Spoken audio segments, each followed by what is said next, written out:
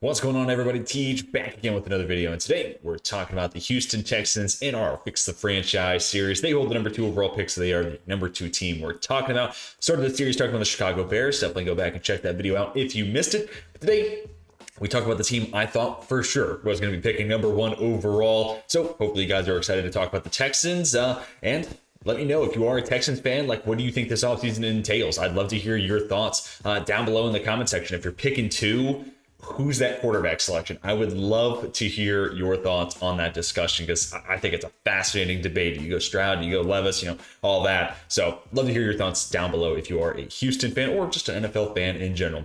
So obviously Houston 3-13-1 in that week 1 tie against Indianapolis. I mean, 2 games really you could look at against Indianapolis. The reason Houston is not picking number 1 overall, 1, that tie, because then winning percentage wise, they're slightly ahead of Chicago. And of course, week 18, the win against the Colts with Lovie Smith giving double barrels on his way out the front door. So Houston still in a good position picking number 2. And you see a lot of draft capital as well, too. 2 first-round picks this year, 11 picks in total. The other second-rounder comes from the Cleveland Browns by virtue of the Deshaun Watson trade. And a good amount of cap space, too, just under $40 million. And that includes Brandon Cooks still on the books. So perfect segue then. You're going to shed some cap once you move on from Brandon Cooks. Kind of a tricky spot. I feel like off-season trades end up getting a little bit more than in-season. That's strictly speculation. It does depend, obviously, on position. But I think there's going to be a contender in the offseason that maybe misses out on a big name wide receiver, or looks at this wide receiver class in general and says, okay, there's some guys, but I want a dude who can kind of put us over the top. I'm looking for a little bit more than okay. And Brandon Cooks, I mean, this guy puts up numbers everywhere he's gone. I mean, and he's done it a lot with mediocre quarterback play along the way. Now, he's had some good quarterbacks in his career too, but he's done a lot with a little as well, including this year. Some big games, and including that week 18 game against Indianapolis. So you're going to have to part ways with Brandon Cooks. That's already become clear. I'm surprised he wasn't traded at the deadline. Ultimately, that Cowboys trade just didn't work out. So he'll have suitors. He'll have contenders who want to add him to their roster. So I think the demand kind of helps buoy the asking price up. So try to, of course, get as much as you can for Brandon Cooks, but even just freeing the salary, especially his future cap hits, that's a win in and of itself. So that's one of those, veteran contracts I think you could pretty easily move on from, and that frees up cap space that much more. Which then in free agency, I mean, this is going to be tough. I think Houston's going to have to pay a little bit of a Jacksonville tax like we saw last year, where the Jags overpaid for Christian Kirk, maybe overpaid for Brandon Sheriff. I think Houston's probably in a position where they're going to have to do the same thing, just because the team's not very good. Now, that said, at least in Houston, no state income tax versus Florida, which I'm not sure what percentage that state income tax is at. That's not my area of expertise, but I do think that is a potential draw for free agents. But that being said, until we see what the head coaching hire is, this team is 3-13-1 in the eyes of free agents. So not necessarily the hottest landing spot. But I do think there's some young players they can add. And realistically, same thing I said about the Bears. I'm looking at guys 28 years old and younger. Everybody else I crossed off the list. So wide receiver and corner, to me, I think are the most logical places to try to go ahead and target. Obviously, they're going to add some offensive line, a defensive line. They're gonna spread the sugar around. But specifically, if you can come away with a receiver sub 28, like a Juju Smith-Schuster, who can play that possession role. Nico Collins, I think, has good size and good vertical ability. And then you got John Mechie coming back, ideally, next year, battling his leukemia. He's made big strides. Congratulations to him. I saw some announcements over the weekend, so that's awesome. Hope to see him out on the field next year. He was a prospect I liked a lot coming out of Alabama. Had him as a day 2 player, and that's exactly where he went. So excited to see him man the slot. And Juju does a lot from the slot, but he also has some outside versatility. So maybe Juju's not the exact fit. Maybe it's an Alan Lazard. Maybe it's a Jacoby Myers. Maybe you want to get more vertical. DJ Chark, I thought about here. He's only 26 years old, but I saw some overlap between him and Collins. So I'm looking for, a little bit bigger body, a little bit of a possession type, someone who can work the middle of the field to make whoever the quarterback is their life a little bit easier. Just feel like once you move on from Cooks, naturally there's going to be an opening for a third receiver, and that's kind of the mold I'm looking for. Maybe there's a different skill set in the mix, but I'm thinking possession, intermediate, middle of the field type of target. And then on the other side, I'd love to see them add a long-term number 2. I think Steven Nelson held his own. He did an okay job last year. But that being said, I kind of feel bad for Houston considering they're the team that took Stingley just to have a Sauce Gardner. Sauce Gardner stepped on the scene as a top 5 corner.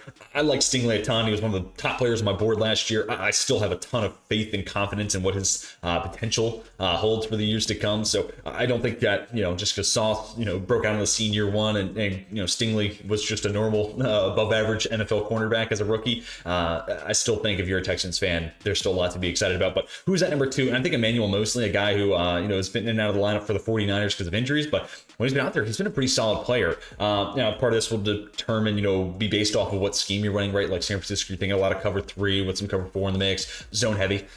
This will come down to who the Texans ultimately hire. If Jonathan Gannon, let's say, is somebody they interview, they like, and they hire, they're going to play a lot of soft zone. I'd be really interested by Mosley being that outside corner, but if they're going to get a guy who plays a lot of man press, maybe he's not necessarily the perfect fit. But again, I'm trying to think young wide receiver, young corner. I think those are the 2 areas where I look at their free agency haul, and there's 2 guys there, sub 28 years old, that are kind of the prize, the jewels of their free agency. I'll be pretty excited. Of course, you could attack, interior offensive line. Kenyon Green struggled last year. You can get an upgrade at center, at right guard. You could, of course, try to look at maybe a supplementary running back as well, maybe a strong safety as well, depending on how you feel about Jonathan Owens. Linebacker is another place I like to see them attack young, but I want to put my focus here on wide receiver and corner, which then let's move ahead and talk about the NFL draft. Of course, I wish this team had the number 1 overall pick, but I think the top priority now has to move up to number 1. And the draft class is different than that of 2021. And Bryce Young isn't Trevor Lawrence, and Will Levis, is who I had the Houston Texans taking at 2. He's not Zach Wilson, and ultimately it could be C.J. Stroud. I don't think C.J. Stroud's any of those 2 guys either. But at 2 years hindsight now, how much do you think the Jets would be willing to offer to have Trevor Lawrence instead of Zach Wilson?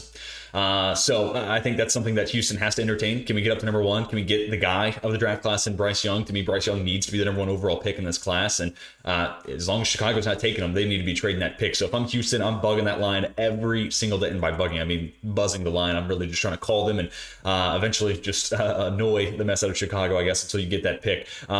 Because I just think the difference between Bryce Young and Will Levis, or it could be Stroud, but I just think Bryce Young, that floor is so high. I feel so much more safe with that pick. Not necessarily that it couldn't go wrong. Of course, anything's possible. But Will Levis has such a wide range of outcomes. And even Stroud, I have my flaws with him, despite him knocking against some of those in the college football playoff.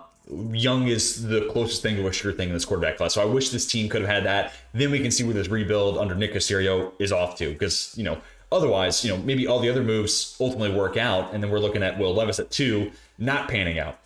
And then you kind of feel like the New York Jets where you're a quarterback away. So if I'm the Texans, I'm trying to move up to 1. It is probably going to be expensive, but if they can't make that move, then whoever your number 2 quarterback is, I think this is the spot to take them. Whether it's Stroud or Levis, I'd go Levis because of the tools and the traits, and I'm kind of biased towards those types of quarterbacks, excuse me. But that said, C.J. Stroud really did look good short in the college football playoff. So that being the last thing I saw, it's weighed with me heavily. He did just officially declare the NFL draft on declaration day, deadline day, I guess is what you would call it. So he's an option, but whoever that number 2 quarterback then in this class is, if you can't move up to 1, I think that's the pick. And then, it's a pretty deep edge group. You could get one at 11. I really like the idea of adding a wide receiver there. So if you can't get a Juju Smith-Schuster, or even if you can, if a Quentin Johnston's staring you in the face at 11, I think you pull the trigger there, and now you're looking at a really nice stable of wide receivers to try to give your rookie quarterback a shot. You could go edge there. There could be a possibility of a Tyree Wilson maybe falling into your lap. I think you could entertain it. You could consider it. But I really do like adding wide receiver, especially when you consider you're picking towards the top of the 2nd round. More than likely, I feel like Ndike Ozama, Andre Carter II, Isaiah Foskey, BJ Ojolari, one of these 4 guys can be available to you there. So I think this allows, the way the board's going to play out, the way I think it will play out, and the way they're positioned, I think you offensive heavy in the 1st round, get that quarterback at 2, go wide receiver, get some additional firepower, and then there's a deep enough edge group where you can add a guy on day 2. And in that 2nd round spot, I think it's a sweet spot when it comes to value. And then maybe, doubling up at edge. I wouldn't hate if they nabbed another guy in the 4th or something like that. If your first pick of day 3 was an edge rusher, and that's the 2nd of the class, I wouldn't be upset about it. At this point, they need to find some long-term answers at that position. Again, if Jerry Hughes is leading the way when it comes to pressures, hurries, and sacks, and all that pass rush production, yeah, you got a lot of work left to do for your long-term rebuild, because Jerry Hughes is not going to be on your Super Bowl roster in 5 years. He'll probably be out of the league by then. Hopefully he's retired by then, because he deserves it. But anyways, I really like to see them attack this deep edge class. And then, some of the other things within the draft, again, wide receiver. I really like that as a potential option towards the top of the first round with that second first rounder. Interior offensive line, interior defensive line. I think both spots can get better at center, D tackle, right guard, even a 3-tech at that DN position. I love that. They need to get younger at linebacker. What's the long-term play there? So love to see them adjust that position. I think that's another good position group they could attack on day 2. Maybe if they go edge and then linebacker, I'll be all for that. You can go offense with the first 2 picks on the first, and then defensive heavy there on day 2. I think that totally works. And then again, if you can't get somebody in free agency, that number 2 corner spot's one that always sticks out to me as a place they can get an upgrade. They can get younger, they can get cheaper, but they can also find that long-term answer at that number 2 corner position. So wouldn't hate if they attacked that as well in the NFL draft. All that to say, basically here in our final notes, this team has a lot of holes on their roster, right? So, I wish they had the number 1 overall pick. And part of my hesitancy to maybe move up is this team does have a whole lot of holes. So do you really want to spend those assets moving up? I don't know. It's a tough question to ask yourself when it's the most important position in football. My answer is more likely to be yes than no there versus if you're moving up for, I don't know, an edge rusher who's still valuable, but not a quarterback, But that being said, they have a lot of draft capital, right? 11 picks. Let's try to keep as many swings to the bat as we can, and let's attack, multiple levels of the defense. I want an edge, I want a linebacker, I want a corner. I want all 3 levels of defense, considered for, D-line, linebacker, secondary. And on the offensive side, I think there's work to be done in the interior. I think there's some wide receiver help you can add. And this is a good running back class. So maybe if you find a decent, back to pair up with Dameon Pierce, I wouldn't hate that either. All right, if you got a guy on day 3 in the 6th round or something like that figures to be a good compliment to Dameon Pierce, I think that's a good spot to pull the trigger. So again, a lot of places where when you look at the entire 53-man roster, they can get upgrades at a lot of those places. So not a whole lot of pieces on the roster that you're super excited about moving forward. But Derek Stingley, you have Dameon Pierce, and Nico Collins is somebody I'm still excited about. John Metcalf, we talked about earlier on. So if you're a Houston fan, be excited. This is kind of the beginning of the rebuild, and this is kind of the most exciting part of the rebuild process to me, because everything's so hopeful. At this point, as long as you have some faith in Nick Caserio, everything's an upgrade kind of in your eyes at this point. So let me know what you think about the Houston Texans down below in the comment section. What areas, what parts of the roster in specific are you trying to target this offseason? Are you trying to go wide receiver focus? Are you looking at the cornerback class, free agency, the draft, all that sort of stuff? If you're a Texans fan, I'd love to hear it down below. Even if you're not, if you're an NFL fan and you want to help me rebuild the Houston Texans, let me hear how you would do it down below in the comment section. But that is going to do it for today's video. Be sure to come back as we continue this series. All 32 teams will be covered and Fix the Franchise. So be sure to hit that big red subscribe button and stick around on the channel. But that is going to do it for me. Hope you all have a fantastic rest of your day. And until next time, my name is Teach, and I'm signing off.